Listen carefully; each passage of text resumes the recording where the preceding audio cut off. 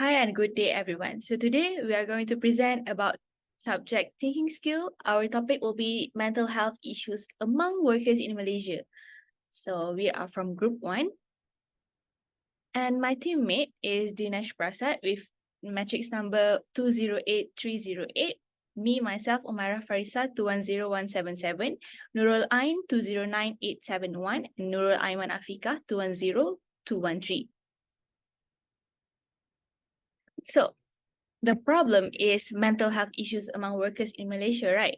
So the potential cause or factor will be anything about work-related, social, cultural, organization factors, and also personal factors. So now I will give some of the point of the work-related factors. Next. The first is high workload and long working hours. Excessive work demands can significantly impact on the employee mental well-being. The sustained pressure to meet the deadline and handle multiple tasks can lead to stress, burnout, and reduced job satisfaction. Next is lack of work-life balance. A poor balance between work responsibilities and personal life can lead to increased stress, strained relationship, and decreased overall well-being. The third factor is from the work-related factor is insufficient support from the management. A lack of support from supervisor or manager can adversely affect employee mental health. The lastly is limited career advancements and opportunities. A lack of growth and career prospect can negatively impact employee motivation, job satisfaction, and mental well-being. Next, I will be presenting about organizational factors. There are 4 organizational factors that we have identified. So the first one is lack of mental health policies and initiatives. It is because no action taken further for those going through mental health issues, and this might deteriorate these patients as they are being held back behind and no help is initiated. And next, inadequate training and education on mental health. Lower awareness towards this particular issue among people causing ignorant behavior and inability to handle those in need. So that's why this issue among workers keeps increasing as we saw day by day, as they need proper help to get better. So for the third factor is stigma and discrimination surrounding mental health. It is common that people always have their own personal stigma towards this issue. They tend to think that those who has mental problem is considered as crazy and will be discarded by community because they are not normal. So usually people we tend to have bad influence or think of bad opinions on them just because they have this issue, which is not good. To make sure that this problem is going to be better, then we need to help them who is in need. Lastly is absence of employee assistance program. Those who has hard time going through this issue while working needs professional handling so that they could get the correct treatment to get out from their dark space in minds. Okay. Next factor is socio-cultural factors. So with the name itself, we can know that there are 2 types of factors are involved, which is social and cultural. So by definition, socio-cultural means social and cultural influences that shape individuals, groups, and societies. So we should understand that we live in a society. So we come from different types of backgrounds in terms of religion. We speak different language. We have different beliefs. We have different education level, values, norms, and so on. So how can socio-cultural factors is giving mental illness among Malaysian workers? That's what we are going to see. So the first type of socio-cultural factor is pressure to conform to societal expectations. So when we are living in a society, especially when we take example in a working environment, we are expect as per worker, we are expected to do something. So we have tasks and we have to complete that by date. So for instance, we have managers and CEOs expectation pushed into the worker. So the worker need to be productive, got to keep up on their work, and they always try themselves to get beyond their potential and be productive to increase the wealth of the company. So that's where the stress is developing And in as time passes, the stress will become mental illness. So what are the actions the workers will do? Is they scream, they fight, they quit job, and they get into addiction of like alcohol and so on. So that's the mental illness here. Next factor is traditional beliefs and attitudes towards mental health. So, as I mentioned before, we come from different religion, races, and we speak different language. And to be specific, Malaysia is a multiracial country, and we have different types of beliefs. For instance, what we believe from our family background doesn't mean that's the same belief on the other worker in a company.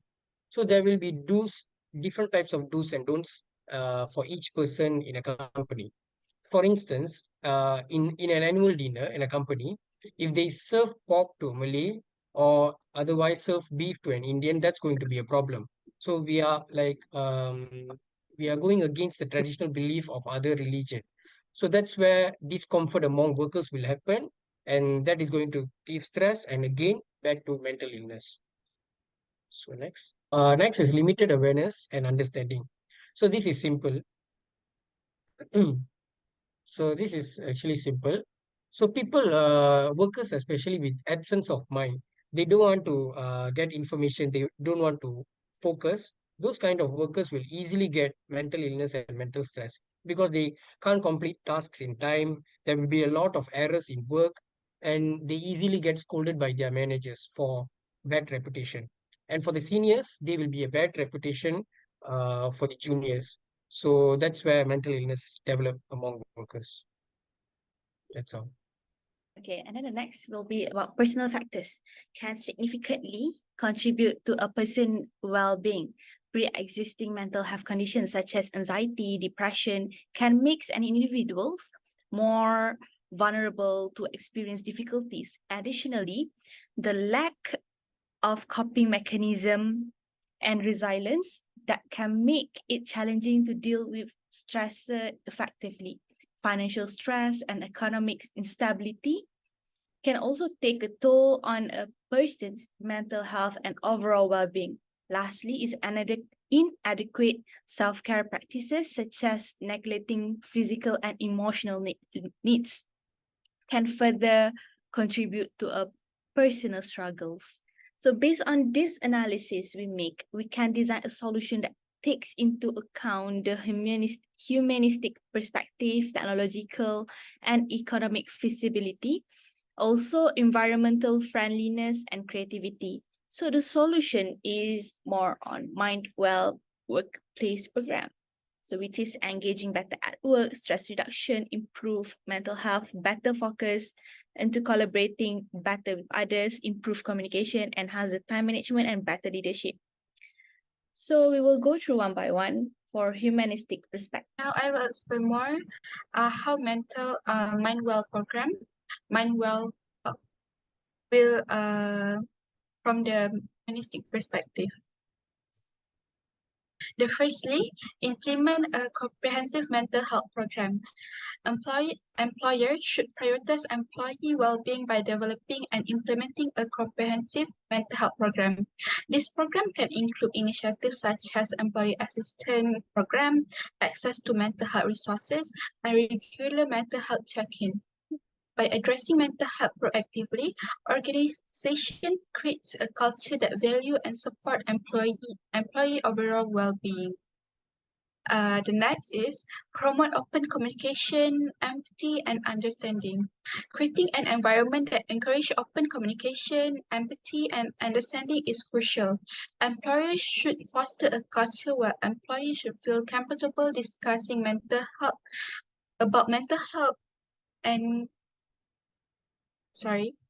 and without discussing about mental health without fear of judgment and training program and workshop can promote emotional intelligence, active listening, and empathy among employee and management. Next is provide mental health training and workshop. Regular mental health training and workshop can raise awareness, reduce stigma, and equip employee with coping strategies.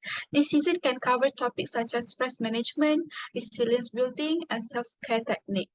By empowering employee with knowledge and skill, organization can create a mentally healthier workforce. And the lastly is offer confidential and accessible support channel. Establishing a confidential and easily accessible support channel is a vital in supporting employee mental health. This can be included by providing access to the counseling service, either internal resource or external partnership. Peer support group or mentorship program can also create a sense of community and provide opportunities for employees to connect and seek support from colleagues. Okay, so next will be technologically and economically feasible. So basically, what can we do is develop a mobile application or web platform to provide employees with self-help resources, stress management tools, and access to professional guidance. And then utilize digital platforms for virtual mental health consultation, reducing geographical barriers and increasing availability. And then lastly is collaborate with existing mental health organization and leverage their expertise and resource for cost-effective implementation. For stress management tools and cost-effective implementation. Okay. Next solution is that it involves environmental changes. So when we more environmental friendly towards the workers, we can reduce the mental illness. So let's see how specifically we are going to change the environment. We can change the environment. Next slide. So these are the simple techniques. So we have work-life balance and sustainable practices. So work-life balance is basically we are doing changes in the tasks and types of tasks of workers. So first type is flexible schedules so that the workers can work. There will be a fixed amount of hours, like per day they have to work in this amount of hours. But then it depends on their schedule. They can work either at morning or depends on their availability. Next is work from home policies. So this is something that we are aware when we hit COVID. So most of us, like most of the workers, they applied this. And next is annual leave. So this is like giving encouragement or giving a award for the um, workers. Like they have a day or they have some days to spend with their family and to spend time for themselves. So these can reduce the mental stress. So next is sustainable practices. These are basically changing the environment, the place of the workplace basically. So we can apply more green spaces on the office in the office, so it calms the mind of the workers. And providing natural lighting is very important. Like they can, it really affects the workers' mind in calming themselves and know the time what's going on outside and so on. So they won't be indulged more into their work and get stressed. And next is ergonomic. This is basically the setup of their place and like a proper posture they can sit and work. So basically these are the effects. They love the job. They feel comfortable. They get motivated to work. And last but not least is reducing stress. So that's what basically we want for the Malaysian workers. So that's all. So basically, in conclusion, by implementing the Mindwell Workplace Program, organization can prioritize employee mental health, foster a supportive work environment, and address the multifaceted causes of mental health issues among workers in Malaysia. The solution considers the humanistic perspective, technological feasibility, economic viability, and also environmental friendliness. So while offering an original and creative approach to tackling the problem. Okay, so that's it from us. Thank you very much.